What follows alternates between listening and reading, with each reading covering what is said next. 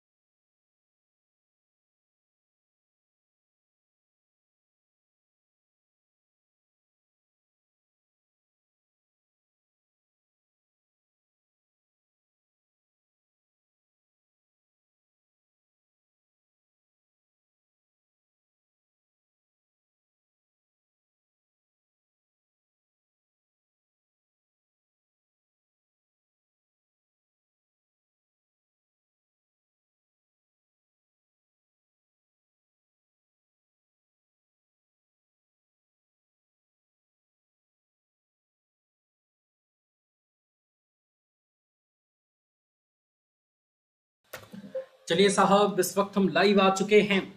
जितने भी स्टूडेंट्स तक मेरी वीडियो की आवाज बिल्कुल परफेक्ट तरीके से पहुंच रही है, वो एक बार कमेंट में यस लिख के बता दीजिए। फिर आज की इस शानदार जानदार जबरदस्त वीडियो की शुरुआत करते हैं और बिल्कुल परफेक्ट तरीके से, बिल्कुल परफेक्ट अंदाज में आपके आज के इस क्लास की हम शुरुआत करते हैं।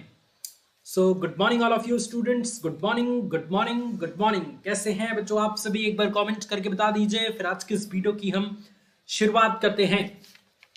इस वीडियो के माध्यम से कुछ बहुत इंपॉर्टेंट क्वेश्चंस बहुत फास्ट तरीके से सॉल्व करेंगे। और चूंकि बच्चों मुझे कहीं जाना भी है, इसलिए आज का सेशन जो है वो हम और फास्ट तरीके से सॉल्व करेंगे। कॉपी, रफ कॉपी अपने हाथ में रखिए, एक पेन अपने हाथ में रखिए और तूफान की रफ्तार से क्वेश्चंस को सॉल्व करना शुरू कर दीजिए। क्लियर है बच्चों? बहुत बढ़िया, वेरी गुड। और सुबह किसी कारणवश बच्चों आपकी क्लास इसलिए नहीं चल पाई क्योंकि एक तो मैं मोबाइल से स्ट्रीमिंग कर रहा था और नेटवर्क की भी बहुत ज्यादा प्रॉब्लम थी। इधर जो है बारिश वगैरह, बादल वगैरह जो है वो परेशान कर रहे थे, जिसकी वजह से नेटवर्क का बहुत ज्यादा इशू था। चलिए, मैं भी बिल्कुल बढ़िया हूं, बिल्कुल शानदार। हाँ सर, तैयार हैं लेके, वेरी गुड। तो आइए, क्वेश्चंस के इस युद्ध में सबसे पहला क्वेश्चन आपके स्क्रीन पे है कि किसी त्रिभुज ABC का O लंब केंद्र है और G उसका केंद्रक है, S उसका परिकेंद्र है तथा SG बराबर 3 सेंटीमीटर हो तो OG का मान कितने के बराबर होगा? जल्दी बताइए, जल्दी बताइए। बहुत आसान क्वेश्चन है बच्चों, बहुत आसान, और 1 मिनट में सॉल्व हो जाएगा। देखिए,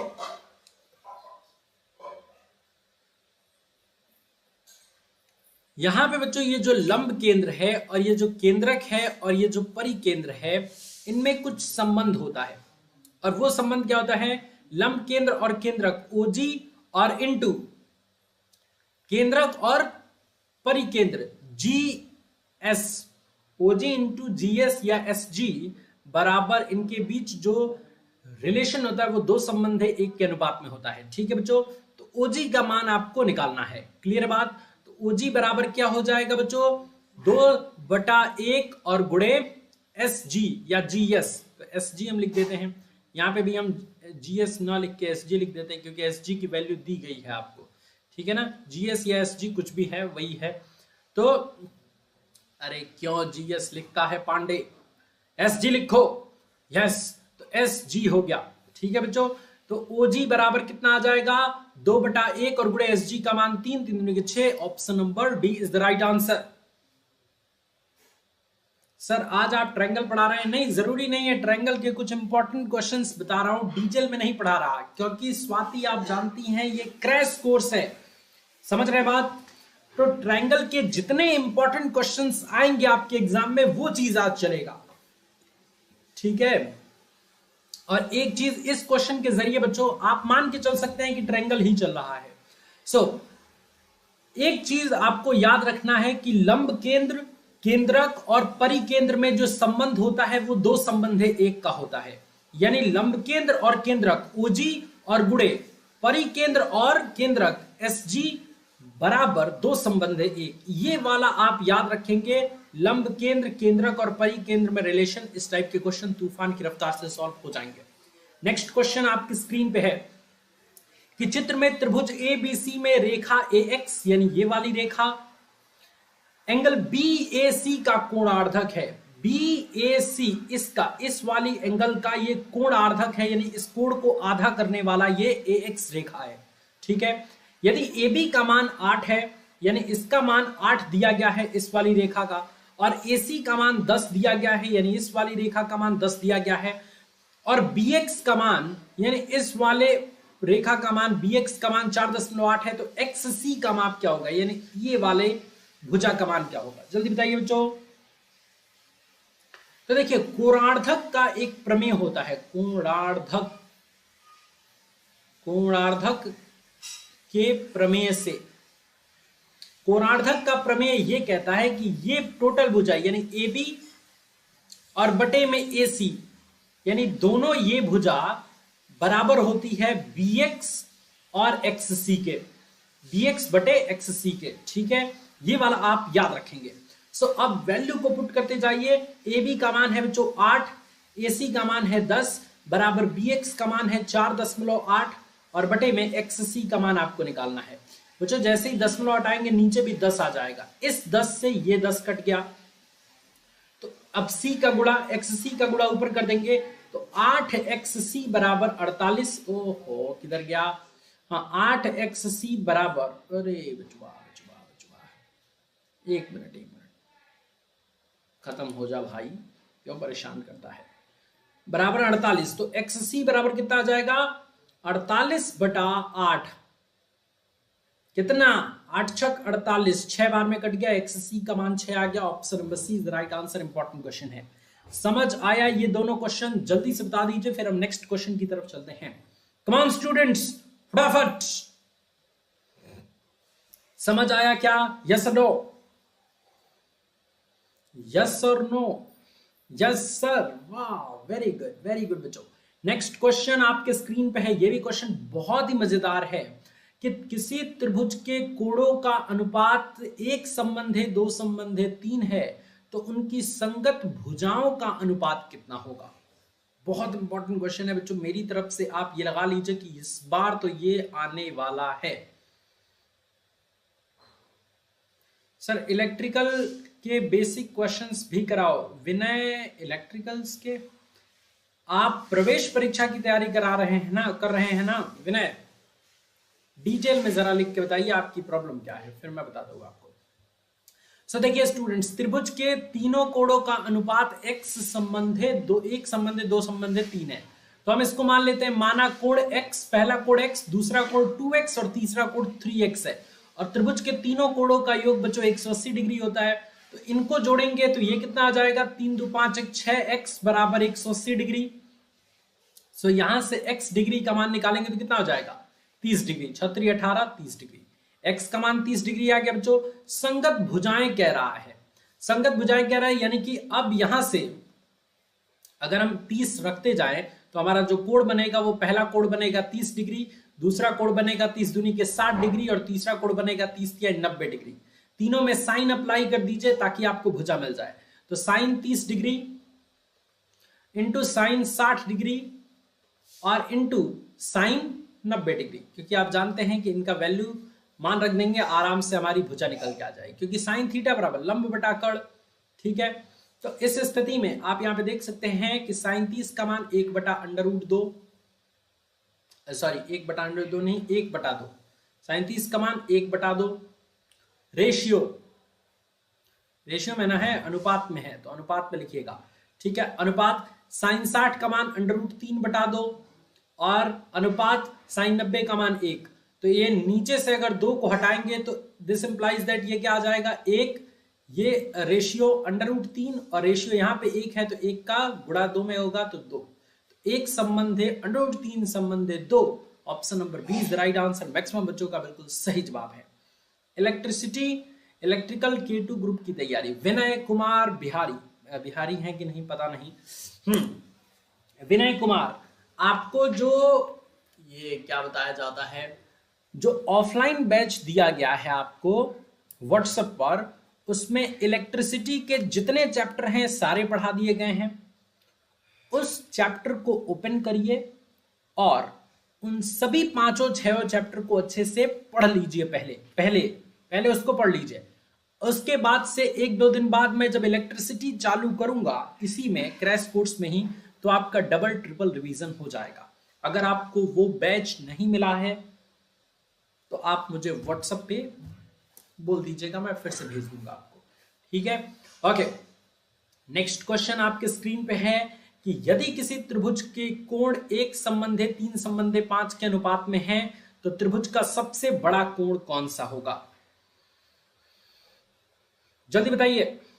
तो देखिए बच्चों, ये कोण अनुपात में दिया गया है, तो आप मान लेते हैं कि पहला कोण x, दूसरा कोण 3x और तीसरा कोण 5x है, और त्रिभुज के तीनों कोणों का योग 180 डिग्री होता है। तो 5 3 8 1 9x बराबर 180 डिग्री। तो यहाँ पे लिखेंगे 9x बराबर 180 डिग्री। तो x बराबर 9 दूनी 18 20 डिग्री, 20 डिग्री आएगा ना, 20 9 180, बिल्कुल सही बात है। तो x का मान 20 आएगा। अब आप मुझे बताइए बच्चों कि ये पहला कोण है, ये दूसरा कोण है, ये तीसरा कोण है, तीनों में बड़ा कौन दिख रहा है? जिसमें बड़ी संख्या होगी तो महत्तम कोण कौन सा होगा? महत्तम कोण यानी सबसे बड़ा कोण 5x होगा। तो 5 में x का मान रखिए, 5 गुणे x का मान है 20 डिग्री, ये 20 बचे 100 डिग्री हो गया। और 100 डिग्री मतलब क्या? आप यहां से इसको रखिए, देखिए 180 का मान 80 रखिए, 80 डिग्री, 80 डिग्री रखेंगे 180 डिग्री, तो ये हो जाएगा 9 दूनी 18 20 डिग्री, 20 बचे 100, यानी 5/9 और गुणे पाई। भाई देखिए बच्चों, आराम से पहले समझिए, 20 डिग्री को आप पाई/9 भी लिख सकते हैं। पाई मतलब होता है पाई/9 बराबर 20 डिग्री, यानी 180/9 बराबर 20 डिग्री। ठीक है, तो यहीं पे आप ये जो 20 डिग्री रखे हैं इसी की जगह पे आप पाई/9 रख दीजिए, तो 5 गुणे पाई/9 यानी कि 5/9 गुणे पाई। तो इस प्रकार आपका आंसर निकल के आ जाएगा। समझ आ रहा है बच्चों? Very good. आइए नेक्स्ट क्वेश्चन की तरफ चलते हैं। कुछ थ्योरेटिकल प्रश्न भी त्रिभुज से पूछे जाते हैं। त्रिभुज के 3 शीर्ष बिंदुओं द्वारा सम्मुख भुजाओं पर बनाए गए तीनों शीर्ष लंब, तीनों लंब जिस बिंदु पर मिलते हैं उस बिंदु को क्या कहते हैं? एक त्रिभुज है, मान लीजिए ये, ठीक है, और इस त्रिभुज के तीनों शीर्ष बिंदुओं द्वारा सम्मुख भुजाओं पर बनाए गए 3 लंब जिस बिंदु पर मिलते हैं वो कहलाते हैं। मतलब इससे सम्मुख भुजा पे डाला गया लंब, इससे सम्मुख भुजा पे डाला गया लंब और इससे सम्मुख भुजा पे डाला गया लंब, ये एक दूसरे को जिस पॉइंट पर काटते हैं, यानी ये वाला पॉइंट, इस पॉइंट को आप मान लीजिए कुछ नाम दे दीजिए। सपोज दैट हमने आर नाम दे दिया क्योंकि मेरा नाम रोशन है, सपोज दैट। तो इसी को हम क्या कहेंगे बच्चों? जल्दी बताइए आंसर। कमान स्टूडेंट्स, फटाफट से आंसर आना चाहिए। बहुत बढ़िया, बहुत ही बढ़िया।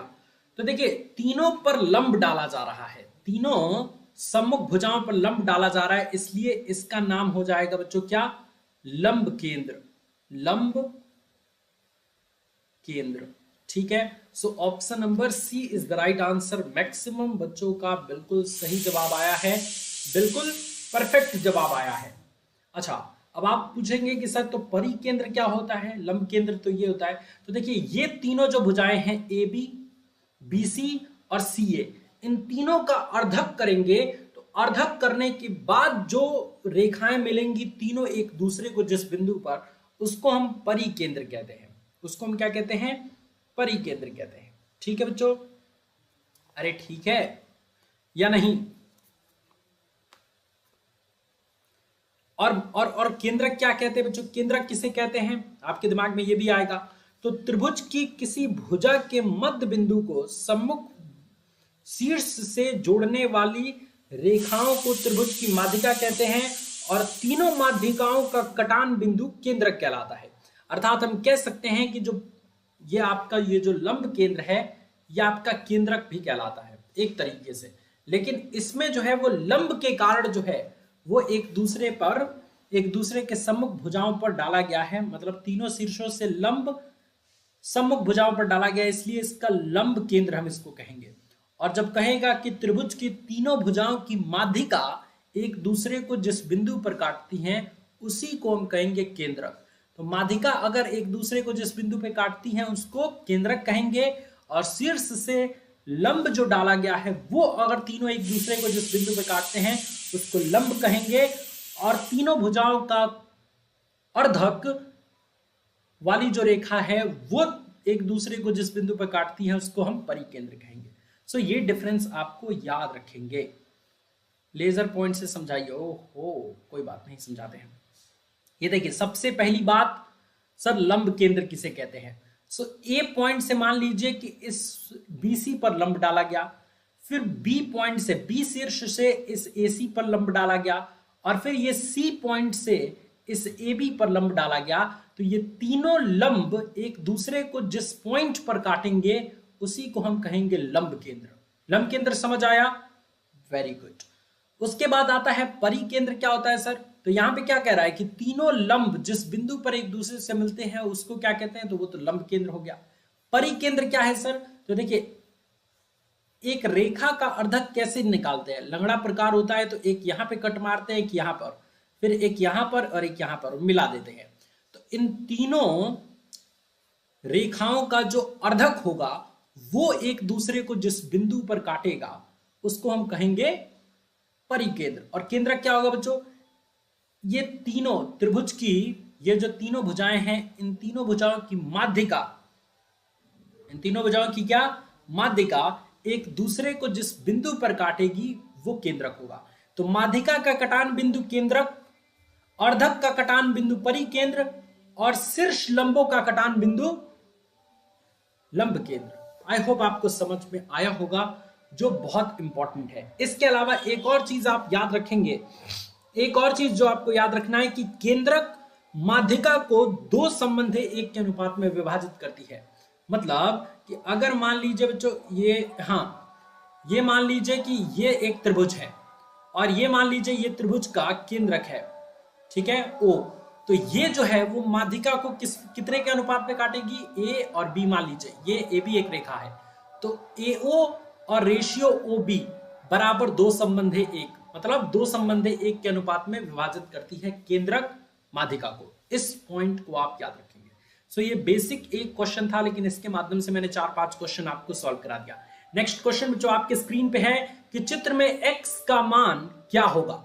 एक और चीज बच्चों की देखिए, मैंने त्रिभुज पिछली साल पढ़ाया था बहुत डिटेल में, मुझे याद नहीं आ रहा है, आज मैं खोजूंगा, और मैं आपको अगर शाम को 4 बजे तक नहीं भेज पाया तो सुधीर या लवली या स्वाति जो भी मेरे व्हाट्सएप कांटेक्ट में है, एक बार मुझे याद दिला दीजिएगा कि सर त्रिभुज वाला वो चैप्टर जो आपने पिछली साल पढ़ाया था डिटेल में, उसको खोज के भेज दीजिए ग्रुप में। ठीक है, मैं दोनों ग्रुप में भेज दूंगा, आप लोग अच्छे से उसको पढ़ लीजिएगा। ठीक है बच्चों, बहुत बढ़िया। सो इस क्वेश्चन में इस x डिग्री का मान ज्ञात करना है। जल्दी बताइए, जल्दी बताइए बच्चों, फटाफट आंसर।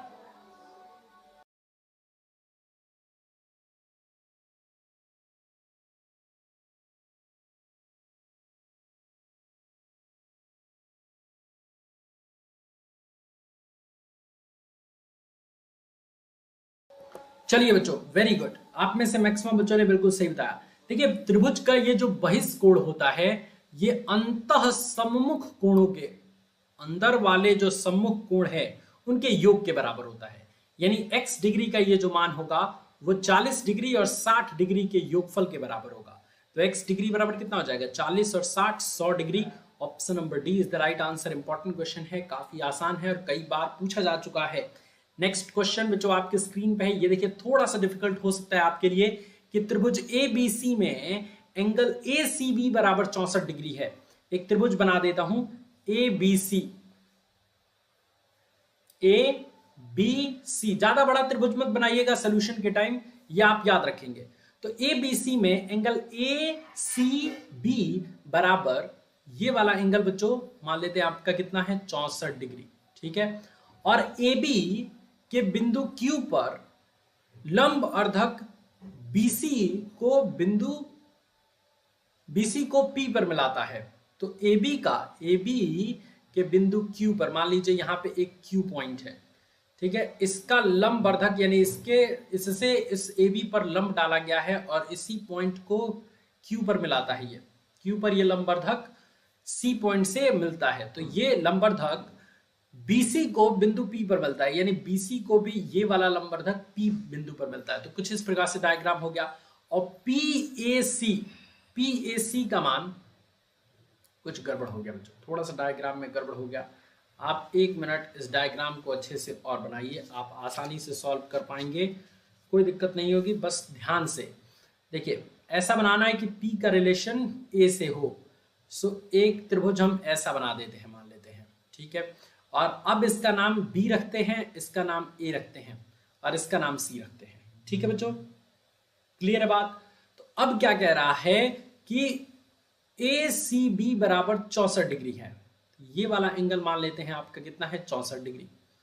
अब कह रहा है कि AB के बिंदु Q पर लंब अर्धक, यानी कि इस बिंदु पर AB के बिंदु Q पर लंब अर्धक, ये मान लीजिए ऐसे, नहीं ऐसे आएगा लंब अर्धक, तो ऐसे आता है, हाँ ऐसे। और ये BC को बिंदु P पर मिलता है, तो ये P पर मिल रहा है और ये Q है। तो अब क्वेश्चन क्या कह रहा है कि PAC, फिर गड़बड़ाया, ये नामकरण में कुछ गड़बड़ी है बच्चों। नामकरण ऐसा करिए कि P का रिलेशन A से बैठ जाए, वरना बार बार दिक्कत होगा। क्योंकि PAC, अच्छा कुछ ऐसे बनाते हैं PAC, तो A यहां पे बना देते हैं और ठीक है, A यहां बनाते हैं। ऐसा क्या करें जिससे PAC में रिलेशन बैठ जाए, और B यहां पे बनाते हैं और C यहां पे बनाते हैं। अब चेक करते हैं जरा, देखिए चित्र बनाना ही सबसे बड़ी कला है त्रिभुज में। सो अब इस पे बैठाइए। अब ये जो ACB है, ये वाला एंगल अब 64 डिग्री है, ठीक है। हाँ, अब BC को सबसे पहले AB के बिंदु Q पर एक लंबर्धक आके मिलता है। AB के बिंदु Q पर एक लंबर्धक आके मिलता है, और जो BC को बिंदु Q पर काटता है। ये BC को बिंदु P पर और इससे एक लंबवर्धक Q पर मिलता है, इस तरीके से। तो अब PAC का मान, PAC यानी ये वाले एंगल का मान 48 डिग्री है।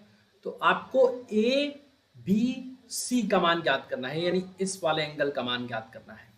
देखिए जब लंबवर्धक होता है तो ये वाला एंगल यानी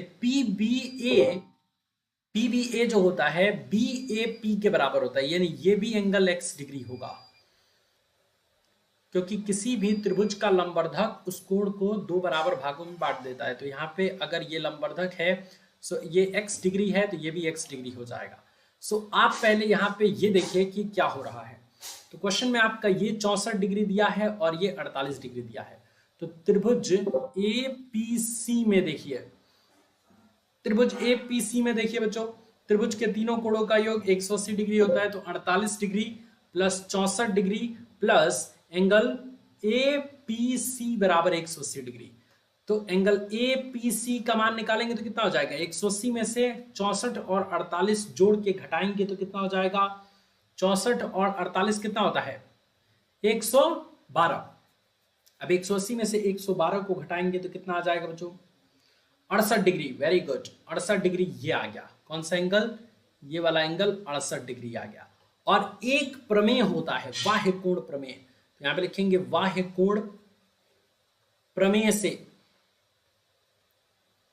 जो बाह्य कोण होता है, यानी ये जो एंगल ए पी सी है, ये बाह्य कोण है। किसके लिए? इस त्रिभुज ए, ये त्रिभुज के लिए, ए पी बी के लिए ये बाह्य कोण है। तो ये जो बाह्य कोण है, ये दोनों आंतरिक कोणों के योग के बराबर होगा, यानी A P C x degree plus x degree के योग के बराबर होगा। तो ए पी सी का मान 68 डिग्री है, बराबर 2x। तो x बराबर 68 का आधा करेंगे, 2 तिहाई 6, 2 चौको 8, 34 degree. Option number A is the right answer. Important question है। थोड़ा सा डायग्राम बनाने में दिक्कत हुआ, वरना आप इस क्वेश्चन को और तेजी से सॉल्व कर सकते थे। नेक्स्ट क्वेश्चन आपके स्क्रीन पे है बच्चों, जल्दी से इसका आंसर बताइए कि एक त्रिभुज के अधिक कोण तथा न्यून कोण में अंतर 20 डिग्री का है। त्रिभुज के दो न्यून कोणों में 59 डिग्री का अंतर है। दोनों न्यून कोणों में से एक न्यून कोण है, कितना है? जल्दी बताइए। तो मान लेते हैं बच्चों एक ये त्रिभुज है। अब एक त्रिभुज में आपका, यहां पे देख सकते हैं आप, एक त्रिभुज बता दीजिए जो जिसमें दो न्यून कोण और एक अधिक कोण हो, ठीक है। तो इस प्रकार से हमारा एक त्रिभुज बन गया। चलिए, ये दोनों न्यून कोण है मान लेते हैं। एक मान लेते हैं x है न्यून कोण और y है अधिक कोण, ठीक है। और इसका नाम रख दिया a, b और c, और एक न्यून कोण है c, ठीक है। तो क्वेश्चन ये कह रहा है कि त्रिभुज के अधिक कोण और न्यून कोण में 20 डिग्री का अंतर है। तो अधिक कोण त्रिभुज का क्या है? y डिग्री है और न्यून कोण x डिग्री। तो x माइनस वाई बराबर 20 डिग्री, समीकरण नंबर 1। और त्रिभुज के दोनों न्यून कोणों का अंतर 59 डिग्री है। तो अब आप देखिए दोनों न्यून कोणों का अंतर कितना है? 59 डिग्री। तो अब आप इसको सॉल्व करिए, कितना आ रहा है जल्दी बताइए। दोनों न्यून कोणों का अंतर आ रहा है 59 डिग्री, यानी हम क्या लिख सकते हैं? x डिग्री और माइनस c डिग्री बराबर 59 डिग्री लिख सकते हैं बच्चों। अरे बोलते नहीं हैं। तो x डिग्री एक न्यून कोण है और दूसरा न्यून कोण है एंगल C बराबर 59 डिग्री। इसको समीकरण नंबर 2 बनाइए। और त्रिभुज के तीनों कोणों का योग 180 होता है, यानी x degree plus y degree plus angle C बराबर 180 डिग्री। ये आप पहले से जानते हैं, ठीक है। तो अब यहां से अगर हम C डिग्री का मान निकालें, एंगल C डिग्री का, इसको पहले आप सॉल्व कर लीजिए। इसको सॉल्व करेंगे तो एंगल C बराबर क्या हो जाएगा? 180 डिग्री और minus x degree plus y degree, और x प्लस y का मान कुछ दिया है बच्चों। तो x का मान, यहां से अगर x का मान निकालेंगे बच्चों तो x का मान निकल के आ जाएगा 20 डिग्री प्लस y डिग्री। तो इसी x का मान अब यहां पे रख दीजिए, तो एंगल C बराबर हो जाएगा 180 और माइनस 20 डिग्री और प्लस y डिग्री। तो यहां पे लिखेंगे 20 डिग्री और प्लस 2y डिग्री, ठीक है। कुछ सॉल्यूशन हो पा रहा है क्या? और कॉम्प्लिकेटेड होता जा रहा है ये तो।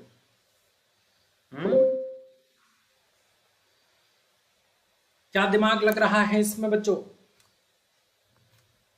कुछ दिमाग लग रहा है इसमें तो बताइए।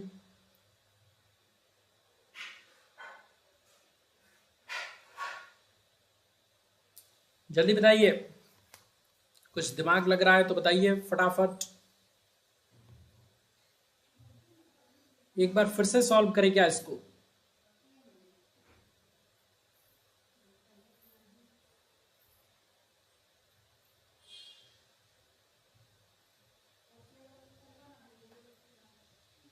है भाई बच्चों?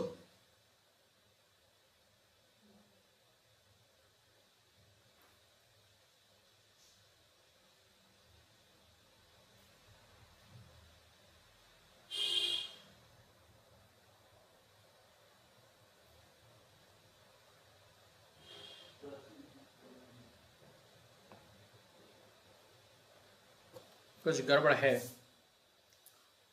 चलिए इस क्वेश्चन को अभी के लिए स्किप करते हैं, इसको यहीं पर रखने देते हैं, ठीक है। हाँ, इसको पेंडिंग में रखते हैं। 1 मिनट मिटा दो पूरा, पहले इसको देखेंगे हम लोग आराम से, ठीक है। तब तक क्वेश्चंस भी कर लें क्योंकि टाइम है नहीं और मुझे कहीं जाना भी है, सो दिमाग उतना ठीक से काम नहीं कर रहा। सो इसको पेंडिंग में याद दिलाइएगा उस क्वेश्चन के लिए। त्रिभुज ए बी सी में एंगल बी तथा एंगल सी के अंतः अर्धक बिंदु O पर मिलते हैं। यदि एंगल ए बराबर 70 डिग्री तो एंगल बी ओ सी का मान कितना होगा। एंगल ए बराबर 70 डिग्री तो एंगल बी ओ सी का मान कितना होगा, जल्दी से आंसर बताइए। देखिए इस क्वेश्चन के लिए अगर हम यहां पे डायग्राम बनाए बच्चों, तो आप क्या लिख सकते हैं कि एक त्रिभुज है ए बी सी, तो त्रिभुज को बना देते हैं ए, ये बी और ये सी, ठीक है। और क्या कह रहा है कि इन तीनों त्रिभुजों के बिंदु मतलब एंगल बी और एंगल सी के अंतः अर्धक बिंदु O पर मिलते हैं। यानी इसका अर्धक और इसका अर्धक ये दोनों जाके कहां मिल जाता है, बिंदुओं पर। तो ऐसी स्थिति में आपको क्या करना है कि यदि एंगल ए बराबर यानी ये वाला एंगल 70 डिग्री है, तो इस स्थिति में एंगल बी ओ सी यानी ये वाला एंगल का मान बताइए। तो देखिए जब भी ऐसा होता है कि दो कोणों का अर्धक बिंदु O पर मिलते हैं और ऊपर वाला कोण दिया होता है, तो आपको आसानी से एंगल बी ओ सी निकाल सकते हैं आप। वो क्या होता है 90 डिग्री और प्लस एंगल ए बाई 2, ठीक है। ये एक फॉर्मूला होता है। सो एंगल बी ओ सी बराबर आप क्या लिख सकते हैं 90 डिग्री और प्लस ए का मान है 70 डिग्री, 70 बटा 2 आएगा तो 35, 90 प्लस 35 करेंगे तो कितना हो जाएगा 125 degree. Option number B is the right answer. ये सिंपल क्वेश्चन है और ये इंपॉर्टेंट भी है आपके एग्जाम के दृष्टिकोण से भी, ठीक है बच्चों, वेरी गुड। नेक्स्ट क्वेश्चन आपके स्क्रीन पे है, ये लीजिए क्वेश्चन क्या कह रहा है कि त्रिभुज ए बी सी एक समकोणिक त्रिभुज है, यानी एक एंगल इसका 90 डिग्री है और ये बता भी दिया गया है कि एंगल बी समकोण बनाता है, यानी कि एंगल बी जो है वो एक समकोण बनाता है, यानी कि एक एंगल 90 डिग्री का बनाएगा, ठीक है। अब क्वेश्चन कह रहा है कि जिसमें बीसी का मान 8 सेंटीमीटर है, ध्यान से सुनिए, बीसी का मान कितना है बच्चों 8 सेंटीमीटर, ए बी का मान 15 सेंटीमीटर। यदि त्रिभुज में एक वृत्त रेखित किया जाए तो उसका अर्धव्यास कितना होगा, यानी कि एक मान लीजिए त्रिभुज ये है, ठीक है बच्चों, और इस त्रिभुज का नाम है ए बी और सी और ये वाला एंगल समकोण है यानी 90 डिग्री का है। ये आपको क्वेश्चन में ही बता दिया गया है, ठीक है। अच्छा ए बी का मान है 15 तो 15 लिख दिया और बी सी का मान है 8 तो 8 लिख दिया। क्लियर है बात बच्चों। अब इसी त्रिभुज के अंदर एक वृत्त बनाया गया है, अंतःवृत्त, जो वृत्त के तीनों भुजाओं को स्पर्श करते हुए जाएगा। सो ऐसी स्थिति में अब आपको क्या निकालना है, अब ये निकालना है कि वृत्त का अर्धव्यास यानी वृत्त की त्रिज्या अब निकाल के आपको बतानी है। सो एक फॉर्मूला अगर आपको याद है तो आप इस क्वेश्चन को 1 सेकंड में सॉल्व कर सकते हैं और फॉर्मूला इज आराम से पहले आप इस वाले AC का मान निकाल लीजिए। तो पाइथागोरस प्रमेय से AC स्क्वायर बराबर क्या होता है बच्चों, AB स्क्वायर यानी 15 का स्क्वायर 225 और प्लस BC स्क्वायर 8 का स्क्वायर 64, 225 और 64 कितना हो जाएगा 200, 60 20 80 289, ठीक है। तो AC बराबर कितना हो जाएगा, ये 17 का वर्गमूल होता है, तो AC बराबर 17 आ जाएगा। AC बराबर बच्चों 17 आ गया तो देखिए त्रिज्या निकालने के लिए यानी R का मान निकालने के लिए एक डायरेक्ट फॉर्मूला है। R बराबर होता है त्रिभुज का क्षेत्रफल और बटे में परिमाप, ठीक है बच्चों, अर्ध परिमाप, ये एक आप याद रखेंगे, अर्ध परिमाप, यहां पे लिख देंगे अर्ध परिमाप। तो यहां पे क्षेत्रफल क्या हो जाएगा, समकोण त्रिभुज है तो 1/2 गुणे आधार गुणे लंब यानी 15 गुणे 8 और बटे में परिमाप क्या होता है तीनों भुजाओं का योग और बटे में 2 कर देंगे तो अर्ध परिमाप।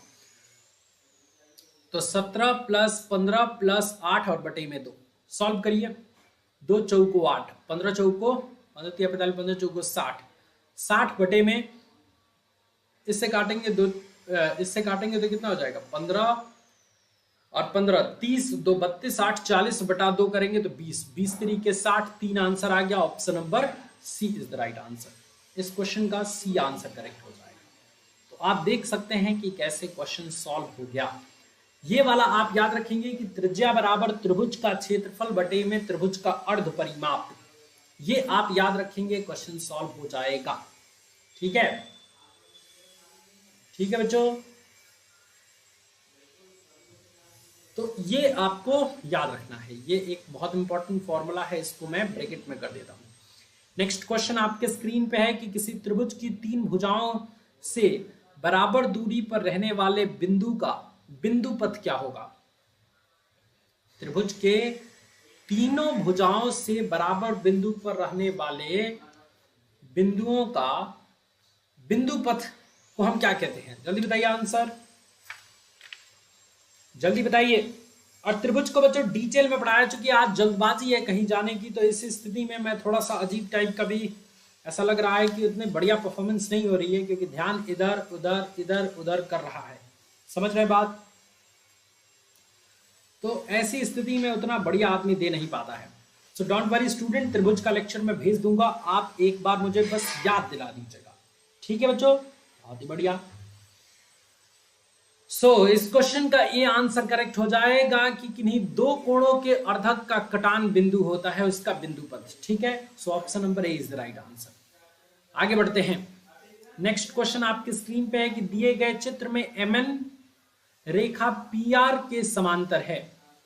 ठीक है, एंगल एल बी एन बराबर 70 डिग्री, तो एंगल ए बी सी का मान क्या होगा, ये वाले एंगल का मान पूछ रहा है। ठीक है बच्चों, जरा दिमाग लगाइए और क्वेश्चन सॉल्व करके बताइए, क्वेश्चन सॉल्व करके बताइए।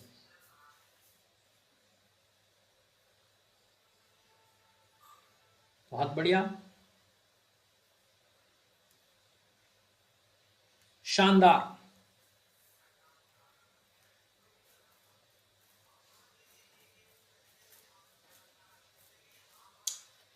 तो बहुत बढ़िया बच्चों,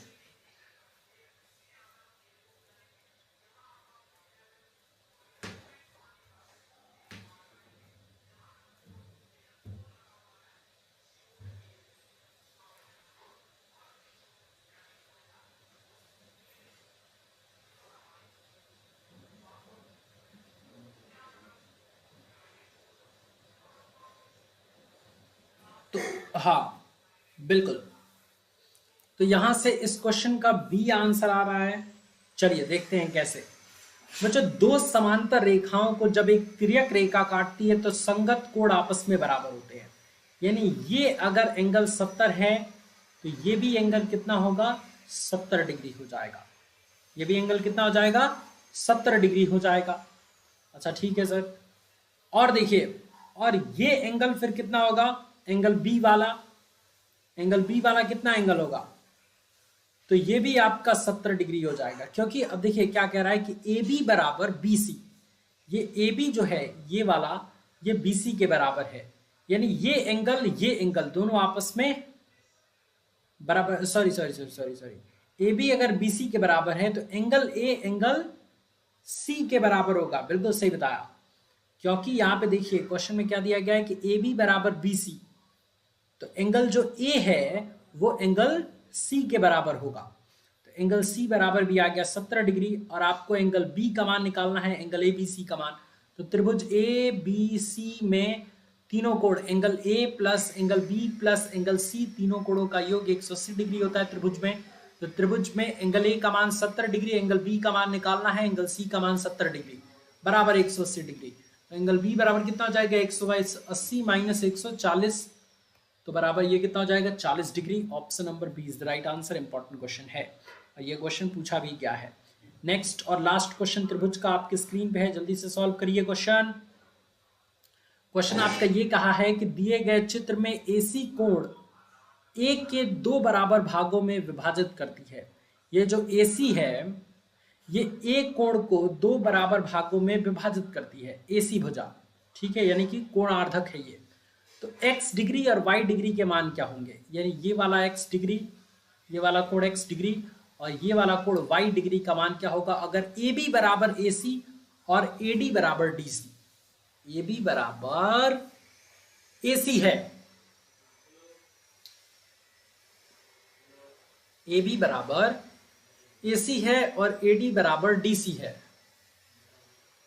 तो जल्दी बताइए आंसर। देखिए जब ए बी बराबर ए सी कह रहा है, ए बी बराबर ए सी कह रहा है, यानी ये वाला एंगल और ये वाला एंगल आपस में बराबर होगा। ठीक है, ठीक है बच्चों। तो अगर ये 80 है तो ये भी 80 डिग्री हो जाएगा, और ये एक त्रिभुज बन रहा है यहाँ पे, त्रिभुज ए बी सी में तीनों कोणों का योग 180 है, यानी angle A plus angle B plus angle C बराबर 180 डिग्री। तो अब एंगल ए का मान आप निकाल सकते हैं, तो ये हो जाएगा 180 डिग्री और minus angle B plus angle C. ठीक है, अब एंगल ए बराबर 180 में से 80 और 80 160 घटा दीजिए, तो एंगल ए क्या है, एक्स, एंगल ए आपका निकल के आ जाएगा, एंगल ए एक्स डिग्री नहीं है, सॉरी सॉरी सॉरी सॉरी, ये एंगल ए क्यों मैं लिख रहा हूं, एक्स डिग्री होगा, ये एंगल ए तो पूरा होगा, ये है एक्स डिग्री, ये है बच्चों एक्स डिग्री। तो एक्स डिग्री बराबर 180 माइनस 160 यानी कि 20 डिग्री। एक्स का मान आपका 20 डिग्री आ गया, एक्स का मान यानी ये वाला एंगल आपका 20 डिग्री आ गया। ठीक है, और AD बराबर DC कह रहा है क्वेश्चन में, AD बराबर DC, यानी इस एंगल का मान, यानी जो एंगल A का मान होगा वो एंगल C के मान के बराबर होगा, एंगल A का मान एंगल C के मान के बराबर होगा, यानी इस पूरे एंगल के मान के बराबर होगा। ठीक है बच्चों, तो अब यहां पे आप देखेंगे कि अब हमको एक्स वाई डिग्री का मान कैसे निकलेगा। तो वाई डिग्री का मान बच्चों कैसे निकलेगा आप मुझे बताइए, कुछ दिमाग लग रहा है, वाई डिग्री का मान कैसे निकलेगा, एक्स डिग्री का मान तो मिल गया आपको,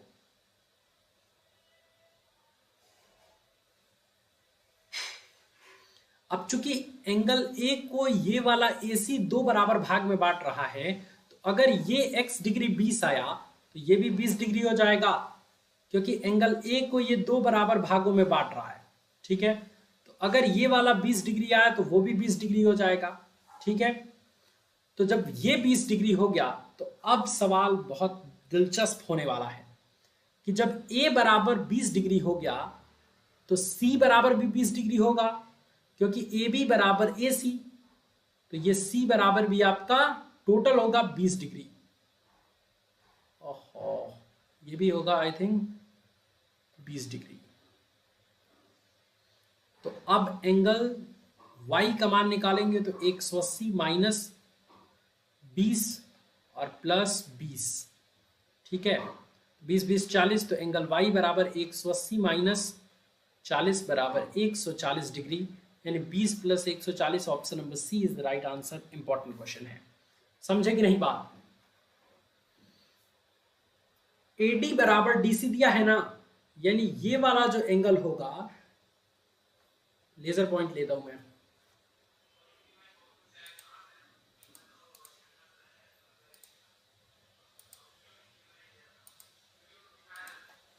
ये वाला जो पॉइंट होगा वो इस पॉइंट के बराबर होगा।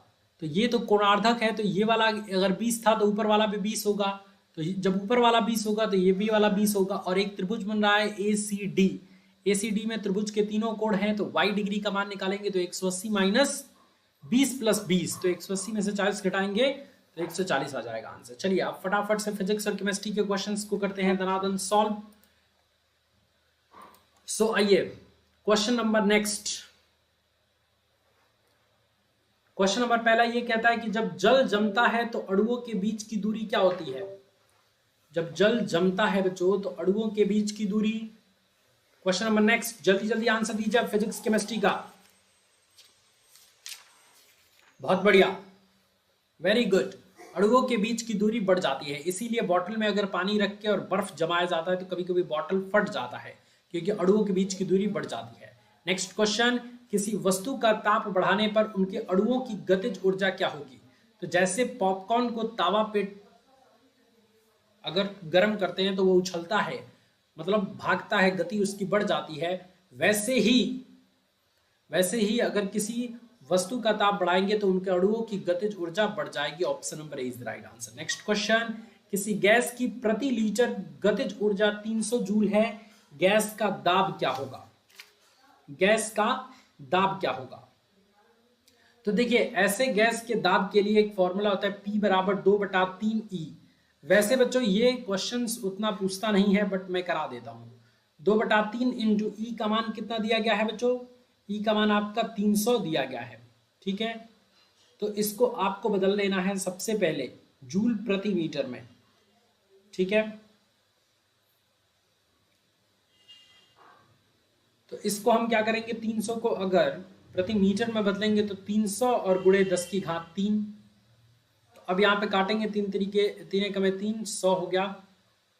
अब 100 का गुणा 2 में करेंगे और फिर 3 में करेंगे, 600 को अगर हम इसको मतलब बदलेंगे आराम से तो इसका आंसर कितना आ जाएगा आपका? आ जाएगा 2 गुणे 10 की घात 5, ठीक है। 2 गुणे 10 की घात 5, क्योंकि 2/3 भी है तो ये 3 से 3 कट गया। अब 2 और गुणे 10 की घात 3 ये है और 2 ये है, तो 10 की घात 5। Option number D is the right answer. Next question आपके स्क्रीन पे है कि आदर्श गैस की आंतरिक ऊर्जा निर्भर करती है। आदर्श गैस की आंतरिक ऊर्जा किस पर निर्भर करती है? जल्दी बताइए आंसर। बहुत ही बढ़िया, very good students.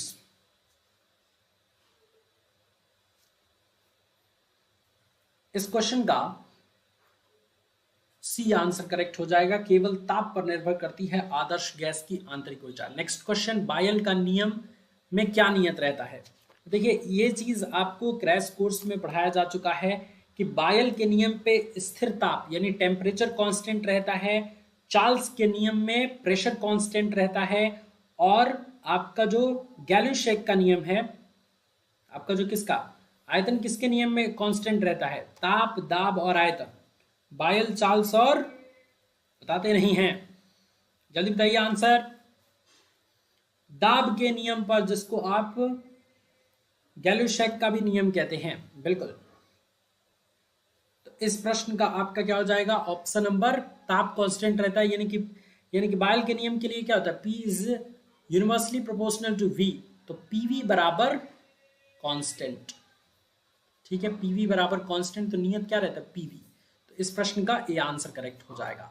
Next question बच्चों आपकी स्क्रीन पे है कि खाना बनाने वाले गैस सिलेंडर एक ट्रक में रखा हुआ है जो एक समान चाल से गतिमान है। सिलेंडर के अंदर उपस्थित गैस के अणुओं का ताप क्या होगा?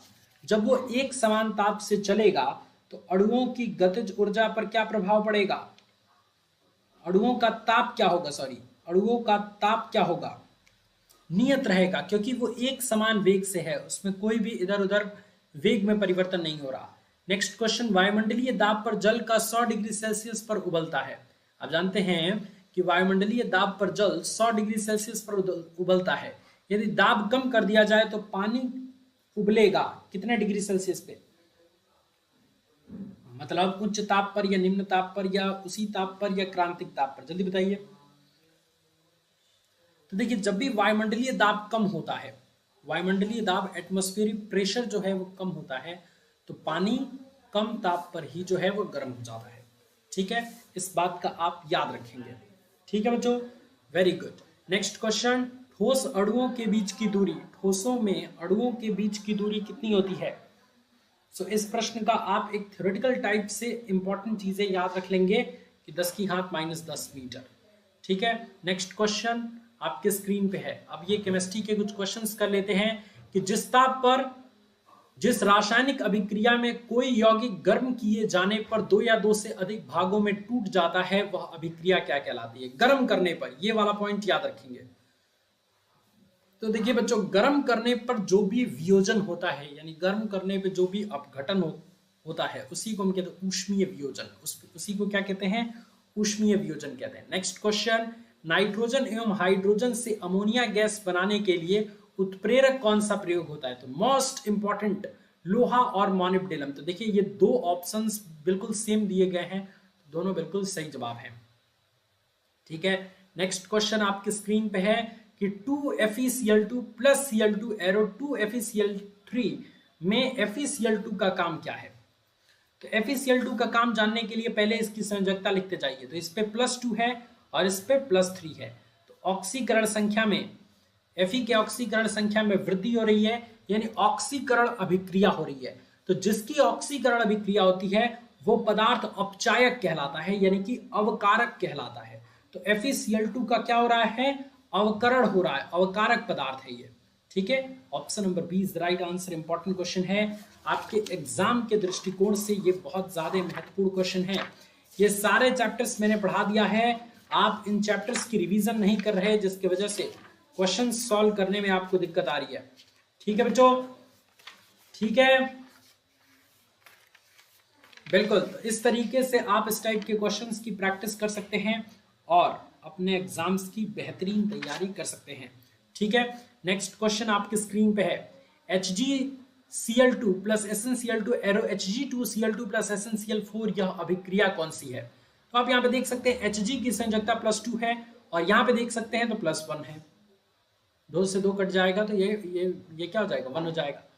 और यहाँ पे Sn का देख सकते हैं +2 है और यहाँ पे Sn का देख सकते हैं +4 है। तो ऑक्सीकरण संख्या में क्या हो रही है, आप देख सकते हैं यहाँ पे वृद्धि हो रही है।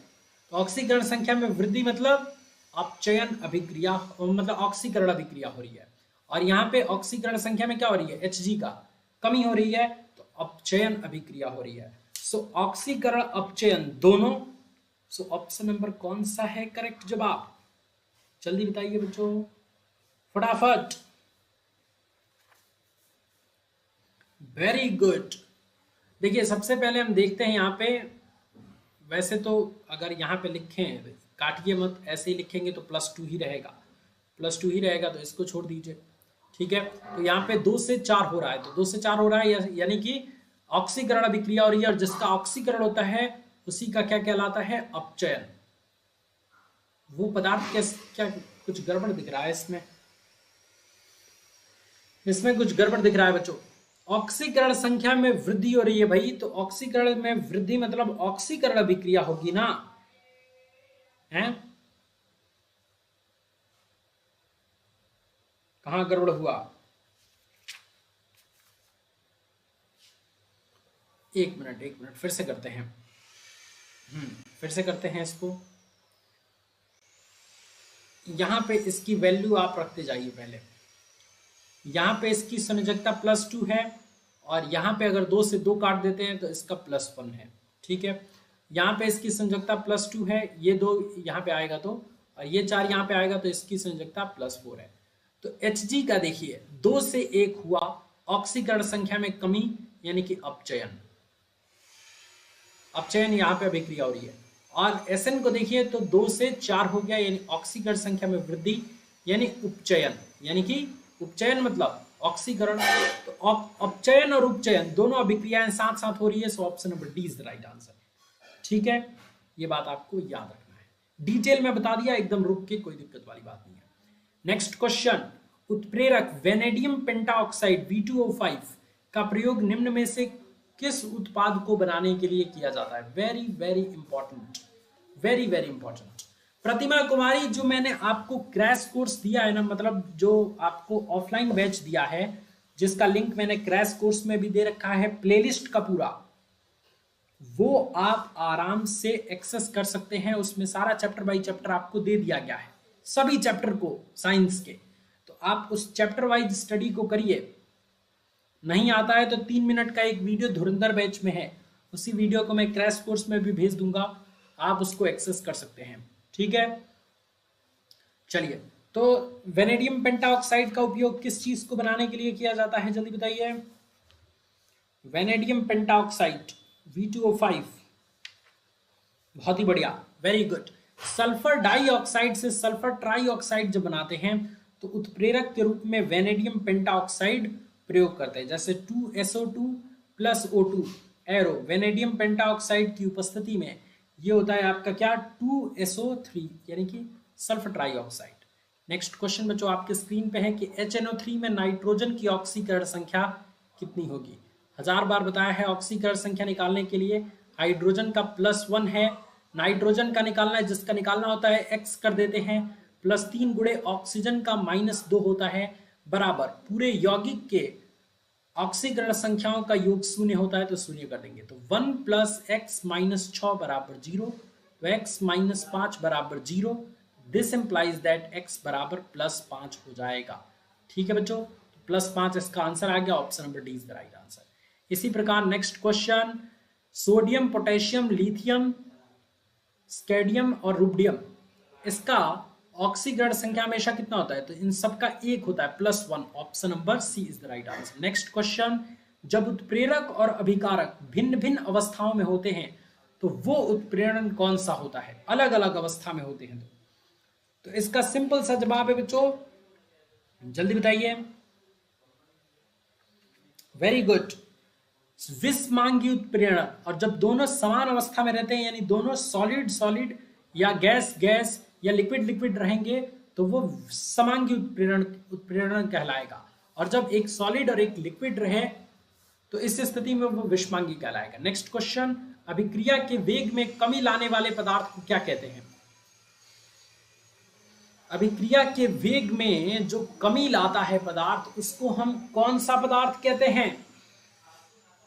बिल्कुल सही बताया, ऋणात्मक उत्प्रेरण कमी लाता है और उत्प्रेरक विष पूरा समाप्त कर देता है, ठीक है, अभिक्रिया को। नेक्स्ट क्वेश्चन, तेल के हाइड्रोजनीकरण की अभिक्रिया क्या है जिसमें वनस्पति तेल से वनस्पति घी में परिवर्तन किया जाता है? सो वो क्या है बच्चों? जल्दी आंसर बताइए। बिल्कुल सही बताया, ये एक विषमांगी उत्प्रेरण है, तेल से घी बन रहा है, ठीक है। नेक्स्ट क्वेश्चन, स्टार्च का माल्टोज में परिवर्तन, इसके बीच एंजाइम कौन सा प्रयोग किया जाता है? स्टार्च से माल्टोज में परिवर्तन के लिए तो डायस्टेज एंजाइम का प्रयोग किया जाता है। ये पॉइंट भी आपको इंपॉर्टेंट है, याद रखना है। ओस्टवाल्ड विधि से नाइट्रिक अम्ल जो बनाया जाता है उसमें उत्प्रेरक कौन सा प्रयोग होता है? वेरी वेरी इंपॉर्टेंट, ओस्टवाल्ड विधि से जो आपका नाइट्रिक अम्ल HNO3 जो बनाया जाता है, उसमें कौन सा उत्प्रेरक प्रयोग किया जाता है बच्चे? बिल्कुल सही बताया, प्लेटिनम नामक उत्प्रेरक का उपयोग किया जाता है। नेक्स्ट क्वेश्चन, आर्सेनिक प्लेटिनम उत्प्रेरक के लिए हैं। कैसे उत्प्रेरक के लिए? आर्सेनिक और प्लेटिनम, इनका उपयोग क्यों होता है? जल्दी बताइए।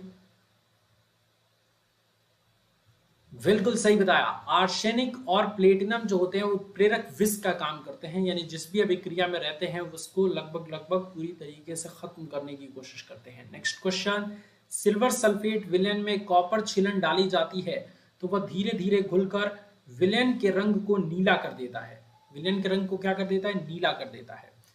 ऐसा क्यों होता है? तो बिल्कुल सही बात है, कॉपर का Cu2+ में ऑक्सीकरण हो जाता है और Cu2+ का रंग जो है वो नीला होता है, इसलिए पूरा विलयन नीला हो जाता है। नेक्स्ट क्वेश्चन, C12H22O11, ये किसका सूत्र है? सूत्र का नाम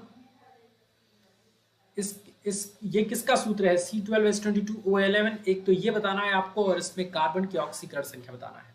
सो बच्चों, कार्बन की ऑक्सीकरण संख्या निकालना है, कितना है कार्बन? 12, तो 12 गुणे कार्बन का निकालना है, तो X प्लस 22 गुणे हाइड्रोजन का +1 और प्लस 11 गुणे और ऑक्सीजन का -2 बराबर 0।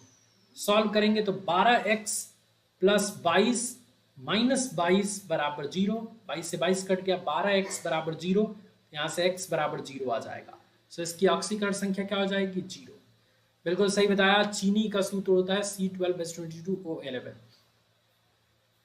और ग्लूकोज का क्या होता है? C6H12O6, ठीक है ना। तो thank you so much students for watching this video. मैं उम्मीद करता हूं कि आज की ये वीडियो आपको पसंद आई होगी और मजा आया होगा। अगर अच्छा लगा तो इस वीडियो को लाइक कर दीजिए और अपने दोस्तों से कहिए कि वो 88 26 39 60 22 दैट इज ये नंबर पे कॉल करें और कॉल करके क्रैश कोर्स में जुड़े। स्पेशल ऑफर चल रहा है, उनको डिस्काउंट भी कुछ मिल जाएगा। तो बाय बाय स्टूडेंट्स, मिलते हैं आपसे कल की क्लास में। तब तक के लिए take care, tata, good bye.